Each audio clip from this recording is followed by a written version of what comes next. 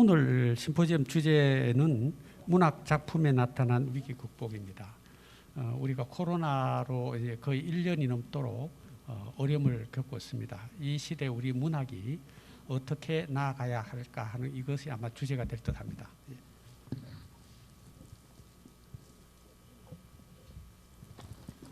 심포지엄 진행은 오양호 좌장님께서 진행하시겠다. 마이크를 좌장님에게 넘기겠습니다. 예.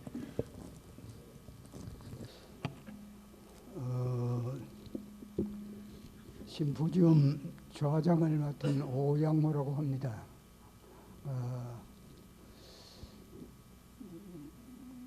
이 정말 참 어렵게 이 행사가 이루어졌는데 그런 만큼 오늘 하는 이 심포지엄이 많은 그 공감과 성과를 거둘 것으로 기대를 합니다. 그러면 순서에 따라서 먼저 발표를 하시고 이혜선 부이사장님부터 발표를 하시고 토론에 들어가도록 하겠습니다.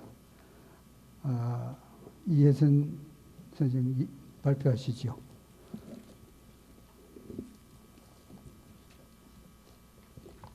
네, 안녕하십니까. 이혜선입니다. 지금 여기에 앉아 보니까 특히 코로나가 참 힘이 세구나 그런 생각을 하게 됩니다. 이런 코로나의 엄중한 상황이 아니었으면은 이 큰 강당이 꽉 차고도 넘쳐서 저 뒤에도 서 있고 하는 그런 우리 회원들 많은 분들이 참여해서 좋은 행사가 됐을 거라는 의미 있는 행사가 됐을 거라고 생각되는데 그 코로나에 발이 묶여서 이렇게 우리 이사장님께서도 참 노심초사해서 행사를 진행을 하시는데 이런 것을 바라보면서 참 코로나의 그 힘센 것을 강력함을 느낍니다.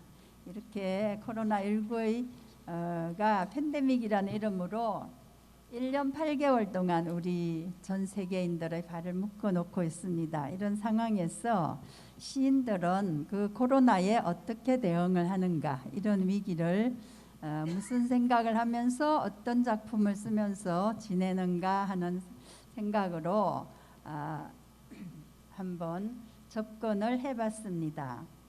말씀을 그 발표문을 읽으면서 말씀을 드리겠습니다. 그 불경의 화엄경에는 만물이 존재하는 방식에 대해서 설명하는데 인드라 그물이라는 것을 설명을 하고 있습니다. 그 제석천의 궁전에 구슬로 된 그물이 있는데 그 그물의 구슬 하나가 흔들리면은 거기에 연결되어 있는 모든 구슬이 다 흔들립니다. 그리고 하나가 빛나면은 그 빛이 다른 모든 구슬을 다 비치게 되고 그래서 하나는 다른 하나로 들어가고 다른 하나는 그 다른 하나로 또 영향을 미치는 이런 인드라망 이야기가 있습니다. 이것이 우리 모든 개체가 따로따로가 아니고 서로서로 다 연결되어 있고 또 상호작용을 통해서 서로가 서로에게 영향을 미친다는 이런 우리 인간 세계를 이야기하는 비유하는 것입니다. 그래서 이것이 우리들이 사는 세상의 참 모습이라고 합니다. 이것처럼 하나의 개체, 하나의 개인이라는 그 씨앗을 둘러싸고 모든 상황과 환경과 생명들이 모두 다 그 연이 배경이 되어서 서로 영향을 미치는 관계망 속에서 우리는 살고 있습니다. 같은 공기를 숨쉬고 또 같은 물을 마시고 살고 있는 우리들 중에서 아무도 서로 관련 없는 사람이나 자연이나 생명은 존재하지 않는다고 생각합니다. 그런데 자연이 아프면은 나도 아프다는 것은 아까 앞에서 여러 이야기가 나왔고 임원영 선생님께서도 말씀을 하셨지만은 자연이 우리가 자연을 훼손을 하고 괴롭히면은 자연이 또 우리에게 재난을 퍼붓게 되죠. 그래서 그 자연이 아프면은 인간도 아프다는 이런 생각 하지 못하고 우리가 자연을 훼손하고 그 생명을 빼앗아서 자기만 편안하면 나만 편리하면 나만 행복하면 된다는 인간 중심주의 편의주의 속에서 우리가 지금까지 살아왔습니다. 그래서 코로나19 팬데믹 사태는 전 세계인들이 모두가 하나의 고리로 연결되어 있음을 새삼스럽게 일깨워주는 상황이라고 생각합니다. 특히나 현대는 교통의 발달 또 세계화의 영향 이런 것으로 전 세계가 가공할 만한 피해를 입고 있습니다. 질병으로 인한 고통은 말할 것도 없고 경제면, 사회면, 문화면 모든 면에서 손실이 하도 커서 지금 이제 우리가 말로 표현할 수 없을 정도지요. 그래서 이처럼 안 좋은 일, 좋은 일에서 모두 다 인두라 구슬거물은 촘촘하게 연결되어 있고 서로에게 절대적인 영향을 끼치고 있습니다. 그런데 우리는 또 이러한 위기 상황 아래서도 긍정적인 측면을 찾아낼 필요가 있습니다. 그래서 많은 문인들이 작품을 통해서 코로나 바이러스가 우리에게 전하는 메시지를 읽어내고 또 반성하면서 위로와 희망을 전해주고 있습니다.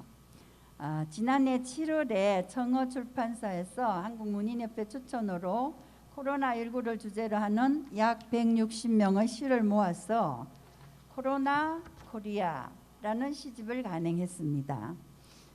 우리나라에서 그때는 코로나가 발생한 지 6개월이 되어가는 시점이었는데요.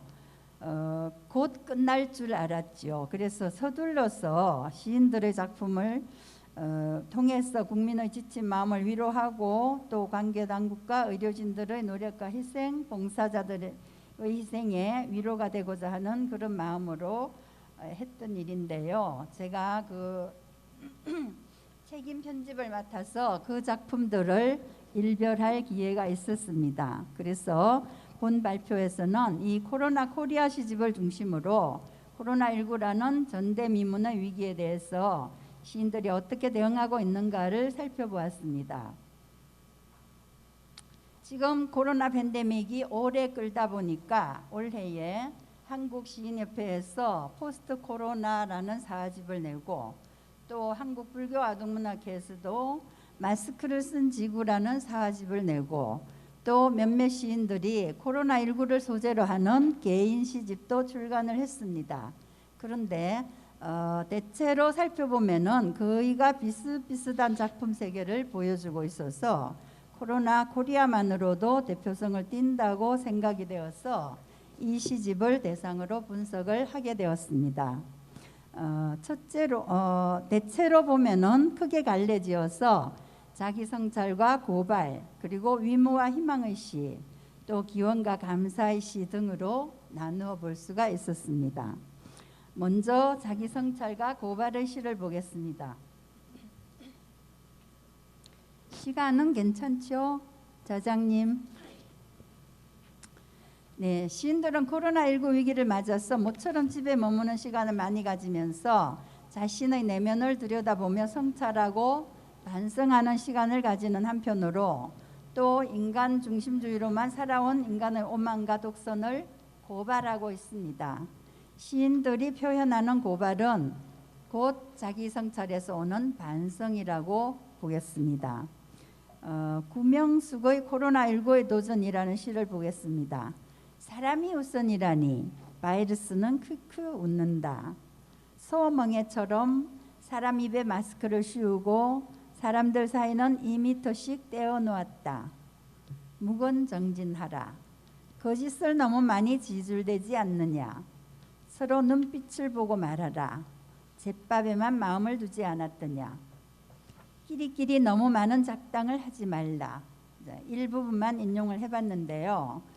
아까 이제 노페스트 얘기가 나왔지만은 알베르 까미가 1947년에 소설 페스트를 발표했는데 그 도입 부분에서 이런 말이 있습니다. 오랑시에 패스트가 처음 유행할 시기에 한 말인데요. 공포와 함께 반성이 시작되고 있었다. 이렇게 얘기를 했습니다. 그래서 어떤 공포 상황, 어떤 상황이 왔을 때에 그것에 대해서 비로소 인간들이 반성을 하기 시작하는데 또 그 반성이 얼마나 갈지 또 나중에 얼마나 실천이 될지 그것이 문제지요. 그래서 지금도 우리가 이 코로나19를 대하는 그런 시인들도 마찬가지로 반성에 대한 시들이 많이 있었습니다. 그 페스트에서 보면은 평화를 추구하는 인물인 장타루가 이렇게 공포와 함께 반성이 시작됐다 했는데 이 말이 참 많이 시사적이지요. 그리고 또 이어서 사람은 제각기 자신 속에 패스트를 지니고 있다는 것입니다. 늘 스스로를 살펴야지 자칫 방심하다가는 남의 얼굴에 입김을 뿜어서 병독을 옮겨주고 맙니다. 이렇게 얘기했어요. 지금 우리가 겪는 이 코로나 사태도 정확하게 예언하는 것 같은 그런 느낌이 듭니다. 그럼 우리들 인간들 안에 누구나 지니고 있는 패스트, 그 병독은 어떤 것일까? 구명숙 시인은 거짓을 너무 많이 지줄대고 잿밥에만 마음을 두고 또 끼리끼리 너무 많은 작당을 했다고 서로의 진심을 외면한 채 눈빛을 보지 않고 사람을 대해온 것을 인간 마음속의 독소로 지적하면서 반성을 합니다. 사람 중심의 뚝과 인간의 욕망을 위해 쌓은 철벽을 지적하고 있습니다. 그리고 철조망 넘어 인간의 용기로 자연과 더불어 사는 새 세상을 지으라고 합니다.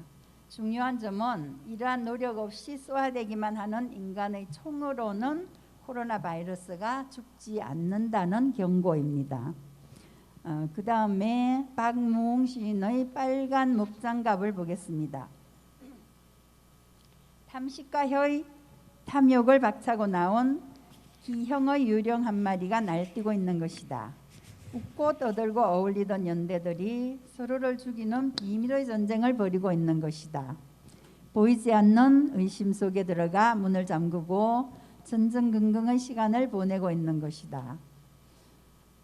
사람이 비운 길로 사슴이 무리지어가고 딱딱한 시멘트 위로 푸른 숲이 어슬렁거리는 지구의 곳곳마다 시간의 단위와 면적률들을 재조정하고 있는 중이다. 약이 없는 병의 시간을 스스로 치유하는 시간인 것이다. 일부분 인용을 했는데요.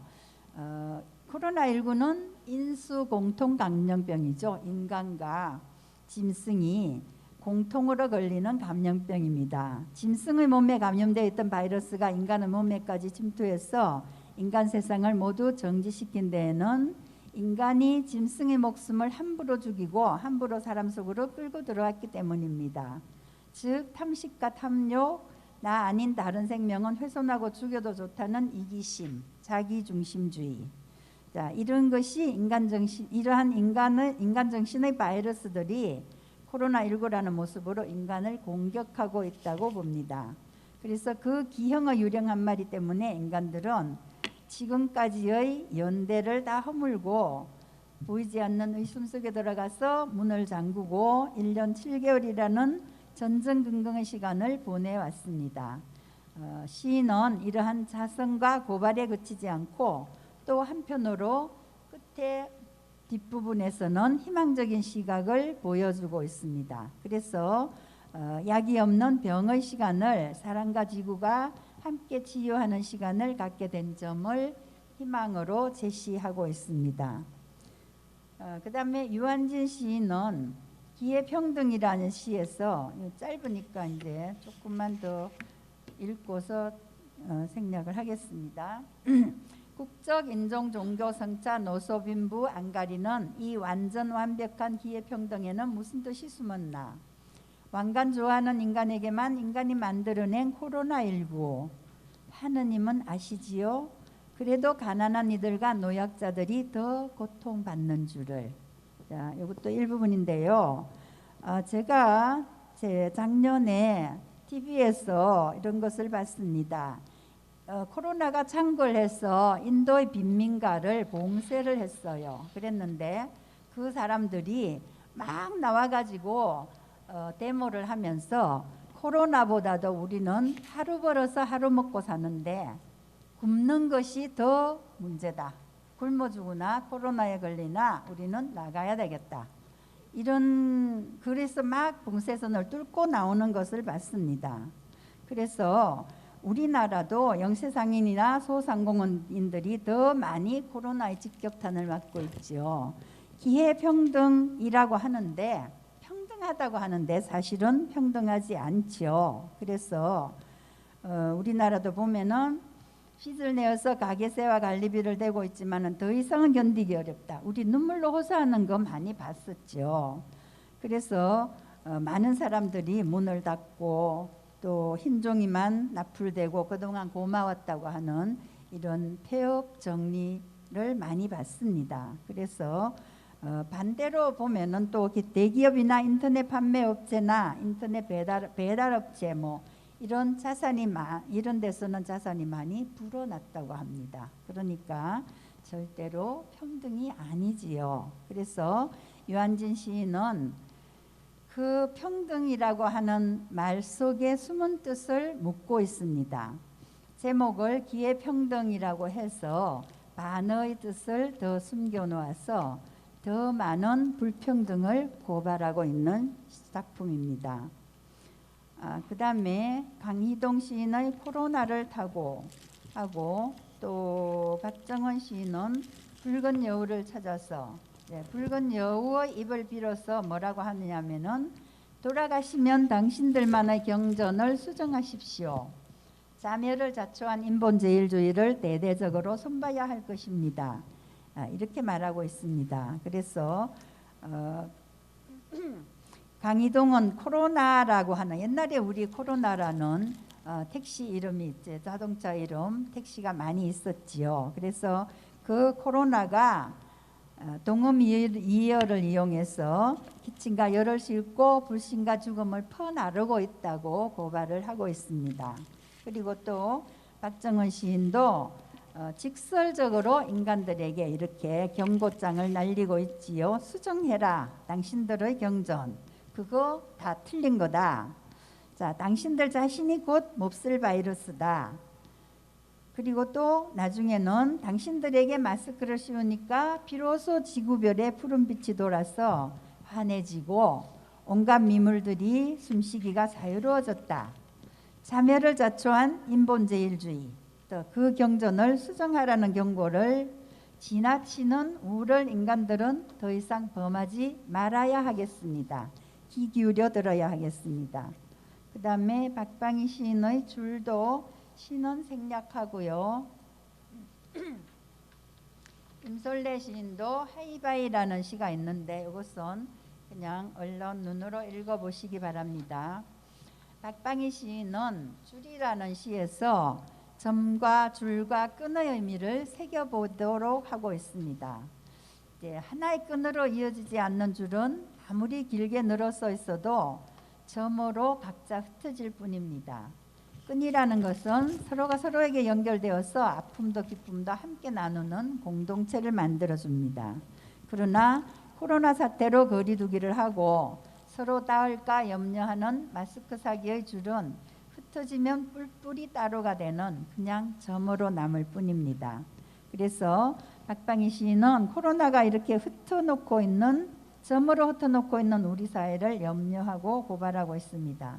박 시인은 대구에 거주하고 있어서 우리 초기의 대구 대유행 속에 사람들이 사라진 유령 같은 도시에서 또 설상가상으로 마스크 대란까지 겪으면서 남다른 성찰의 시를 보여주었습니다.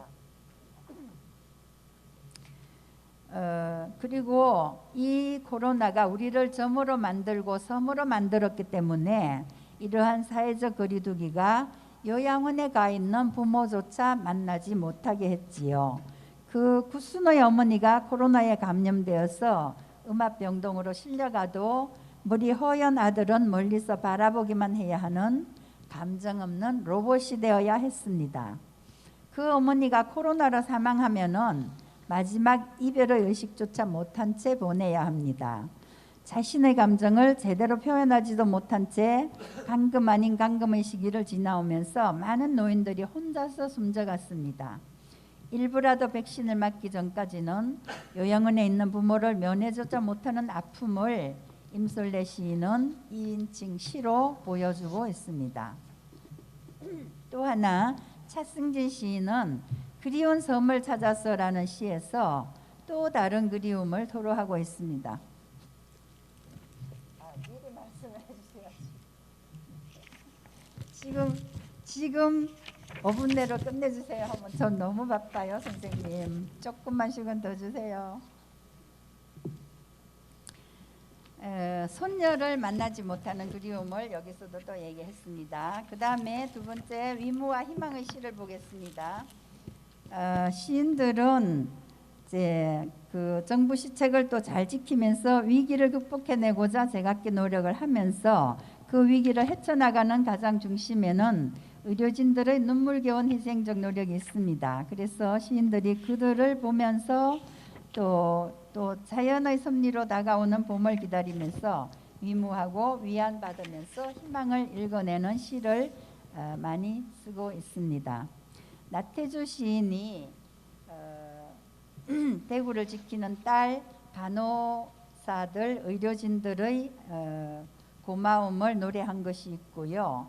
또 정년덕 시인도 코로나19 퇴치라는 시에서 강정화 의료봉사자, 그러니까 초기에 그 코로나 환자를 치료하고 돌보는 사람들은 마스크, 전신보호복, 보안경, 장갑, 덕신 이런 게 무게가 3kg 되는데 레벨 D로 올라가면 이게 5kg가 된다고 합니다. 그러면은 저절로 지금 같은 여름에는 땀이 줄줄 흐르고 숨이 막힌다고 합니다. 그래서 그러한 그 의료진들의 이제 고마움을 거룩하시다 하고서 감사와 위무를 전해주고 있고요. 또 희망을 노래하고 있습니다. 지난 8월 5일 신문에서 제가 보니까 간호사가 415명이 확진이 됐다고 나왔어요. 그리고 의사는 113명, 또 한의사는 11명, 그리고 또 그 코로나 걸린 음압병동에 격리된 할머니하고 방호복을 입은 간호사가 화투 그림 맞추기 하는 사진 참 감동적이었죠. 그래서 이런 아름다운 사람들을 기리면서 희망을 노래하는 그런 시들을 많이 보여주고 있습니다. 네, 또 넘어가서요.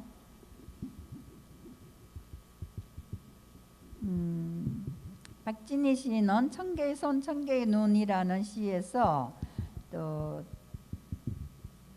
그런 희망과 위무의 시를 보여주고 있고요. 그 다음에 세 번째 기원과 감사의 시를 보겠습니다. 문효치 시인은 코로나 하다 보니 코로 역신이 드나드네 신라로 가야지 처용님 어서 모셔와야지 자, 코로나 좀 데려가 주어 이런 시를 썼습니다. 그래서 그 다음에는 이유식 시인의 시인데요. 이분은 캐나다에 있는 시인입니다. 캐나다 중앙일보 논설위원을 지내고 있고 또 민초 해외 동포문학상이라는 상을 개인의 자금을 내서 11년째 시상을 하는 그런 분인데 이제 이 시를 통해서 이분은 세계적인 시야를 보여주고 있고요. 문효치 시인은 이제 처용을 불러오는 이런 이제 코로나의 퇴치를 기원하는 시를 쓰고 있습니다. 그 다음에 정복선 시인의 거리두는 거리도 본시 섬이었다가 서민주를 잇다가 도로 섬이 되어간다. 그러니까 사람 사이의 소통 부재, 소외 이런 것을 지적하면서 또 곧 이어서 그럼 섬이 그 섬대로 있으면 안 되겠죠. 그 섬 사이사이에 연륙교를 놓을 것이라고 긍정적 노력을 보여주고 있습니다.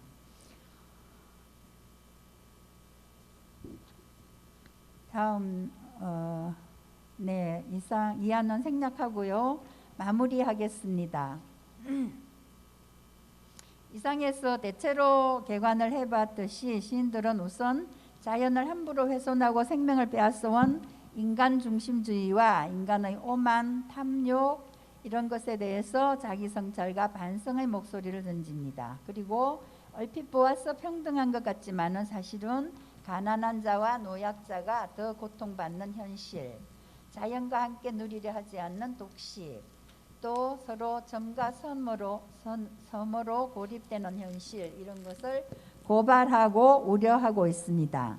또 그런가 하면은 의료진들의 봉사와 희생, 고통을 함께 나누는 국민들에 대한 고마움과 위무, 또 자연의 섭리로 찾아오는 보험으로 환유되는 희망의 시 등을 만날 수 있었습니다. 그리고 코로나가 빨리 퇴치되기를 빌면서 대한민국이 세계 속에 새롭게 부상하기를 바라는 기원의 시도 많았습니다. 알베르 까미가 페스트에서 혼자만 행복한 것은 부끄러운 일이라고 했습니다. 그리고 또 주경림 시인은 땅에 사는 생명이나 하늘에 사는 생명이나 모두 행복하라는 경전을 인용해서 판도라 상자라는 시를 썼습니다. 이처럼 모든 자연과 공생하는 생태 중심주의로의 의식 전환이 시급하다는 것을 느낍니다. 모든 질병은 우리에게, 모든 재난은 반드시 그 경고를 주고 어떤